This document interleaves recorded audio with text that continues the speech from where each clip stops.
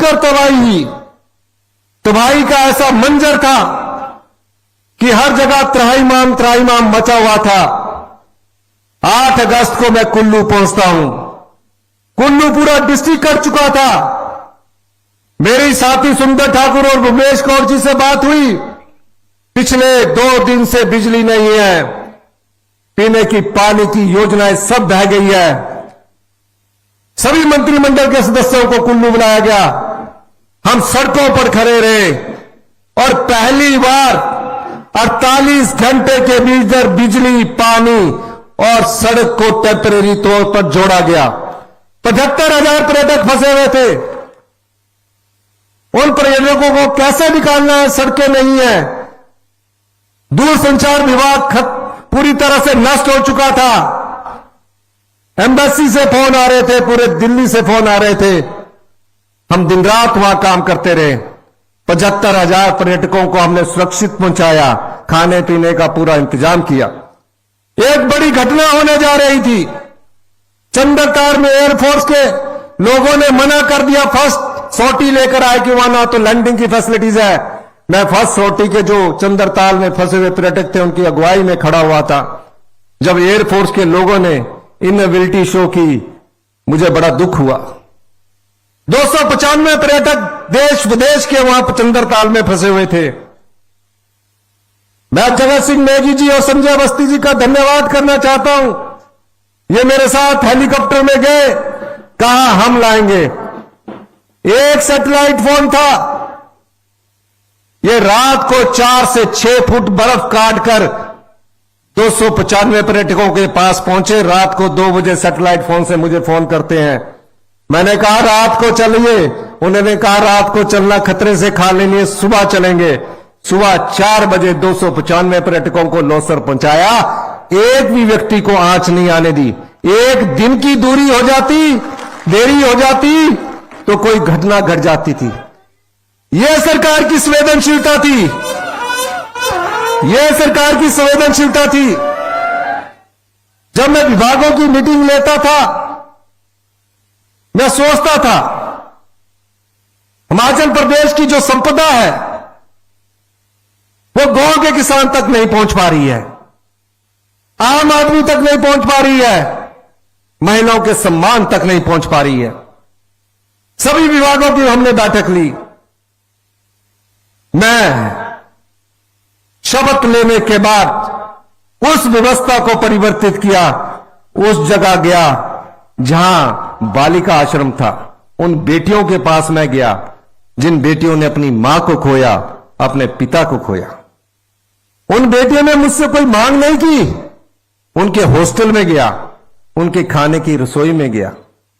आकर मैंने पहला निर्देश चीफ सेक्रेटरी साहब को यह दिया कि हमें अपनी संपदा का कुछ भाग, जो बच्चे अपनी मां को खो चुके, अपने पिता को खो चुके हैं, उन्हें भी देना है। और उन्हें हिमाचल प्रदेश ने हिंदुस्तान का पहला ऐसा कानून बनाया, उन्हें चिल्ड्रन ऑफ द स्टेट का दर्जा दिया। यह संवेदनशीलता सरकार की थी। इसके बाद आपदा में 22,000 घर नष्ट हो गए, 23,000 घर नष्ट हो गए। प्रधानमंत्री आवास योजना के तहत 1.5 लाख रुपया मिलता था।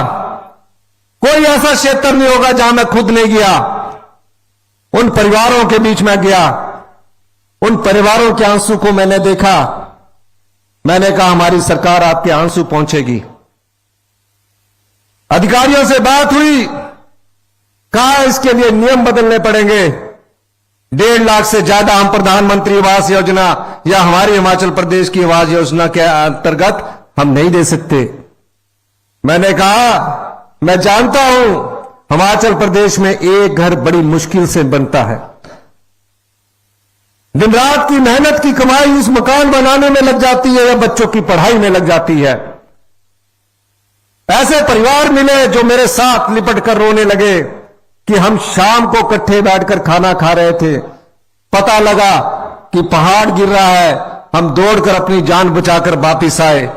हमारे पास पीने के पानी का गिलास तक नहीं बचा और स्कूल के बच्चों की किताबें तक नहीं बची।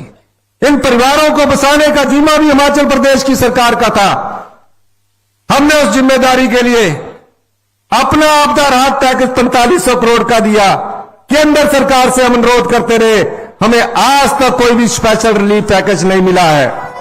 यही नहीं, आपदा के बाद राहत के लिए टीमें केंद्र सरकार की आई।